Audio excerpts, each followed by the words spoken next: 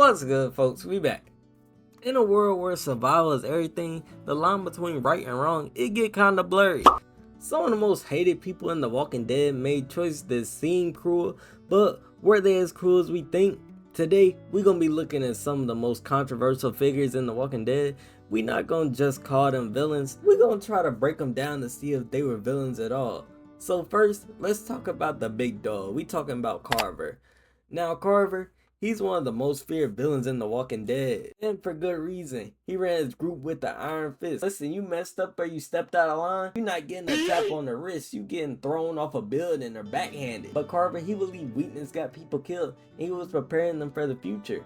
He was trying to run his group through fear, but I got reason to believe it wasn't always this way. According to Bonnie, Carver used to not be like this, and I would think so, because to be a leader, you have to have some type of credentials other than fear at the start. So I think somewhere down the line, he soured over time. So something had to make this man so bitter to the point where he's just this cruel person. And we actually got some confirmation of this man's past life. So I'm talking about Rebecca. Cause we know Rebecca and Carver, they had a thing.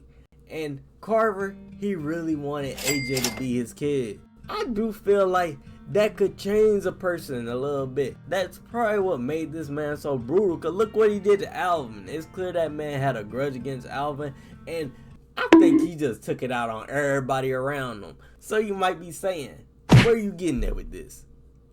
Hey, I'm not justifying it, but I will say there's another character who got a little out of line when it came to something like that.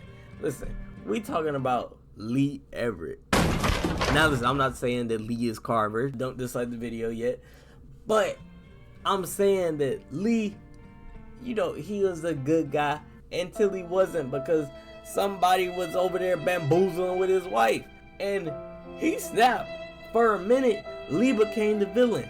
And I feel like this is just Carver going through that same motion that Lee went through during that phase, except Lee, he learned from his mistakes, and Carver, he can't learn. He over here taking it on everybody, so you can't get people to pick bushes from a berry, you gonna get thrown off the building. That's just the way that man think now. Now, do I think this man was really evil? Yes, I do. He is. But at the same time, some of his actions are justified in survival instincts, because this man, he is trying to survive, but he puts the limit too far. You're going too far, Carver. You're going too far. Now, do I think I could justify Carver at all? Not at all. Listen, I'm not even trying. I'm just trying to figure out the reason why he would turn to such an evil person, because ain't no justifying him. But let's move on to something but I might could change your mind on. We talking about Larry. Listen, Larry, he had one of the worst attitudes in the apocalypse, and it made him one of the most hated characters earlier on. But was he actually evil, or just someone who didn't really trust anybody outside his own people? But hear me out. From the moment Lee shows up, Larry wants him going, and yeah, he had tried to feed him to the walkers, so he ain't exactly a good guy. But Larry, he's an old school military guy, and when he saw Lee, he saw him as a threat. In his mind, eliminating the threat, it was just a part of survival. In Larry's world, trust, it wasn't given, but it was earned. And Lee, he was a convicted killer. And put yourself in his shoes for a second. If someone with a murder charge showed up at your front door, would you be rolling out the welcome rug? I don't think so. And I know what you might be saying. He wanted to smash Duckhead in. Yeah, he did want to smash Duckhead in. That's kind of crazy. But at the same time, he didn't want to smash a kid head in.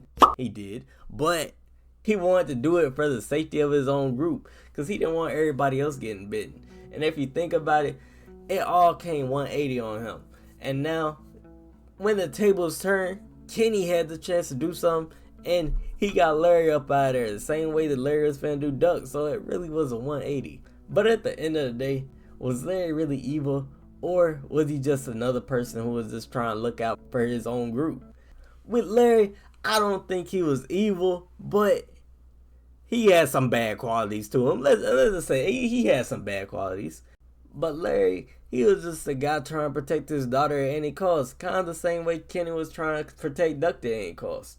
And honestly, you can't really blame that man. Next up, let's talk about Joanne.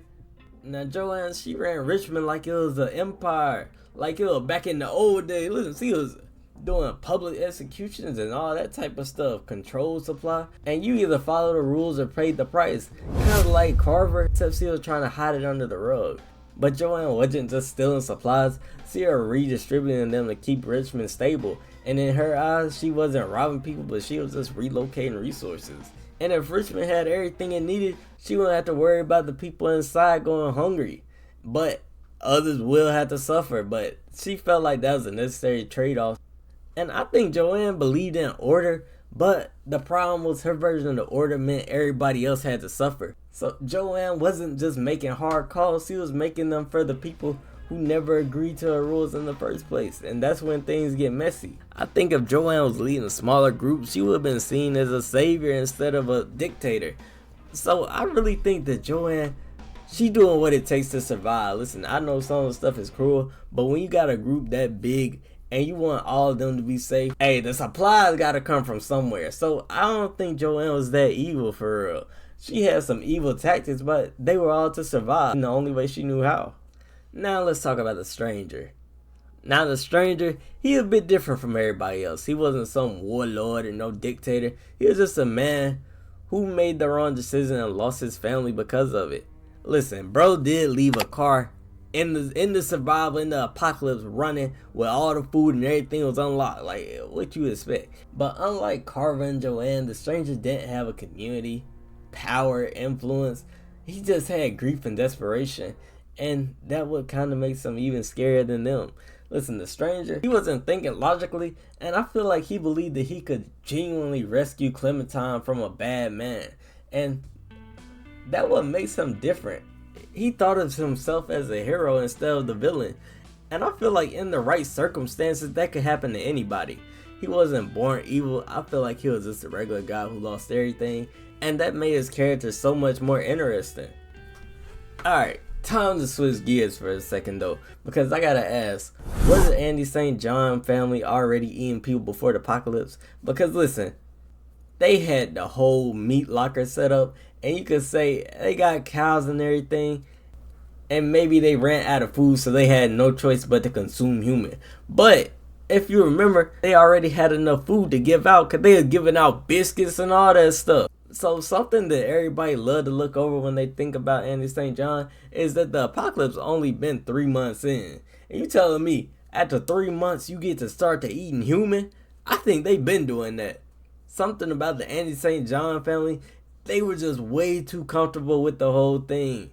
They look like they been doing this for years. It ain't been no 3 months. So I'm gonna say this, I think the Andy St. John family, they were probably serving up human long before the walkers even showed up. I might get into a whole different video about that. But at the end of the day, the Walking Dead villains, they aren't just bad guys. They were people who were shaped by the apocalypse. And it's all about how you adapt to the situation. So what would you do if you were in their shoes? And if you think I'm missing a character, this video is kind of like a part 2. So click on that little thing right there if you want to see part 1. But with that being said, like, subscribe, hit the notification if you want it, and we out. What more can I do to not get copyright?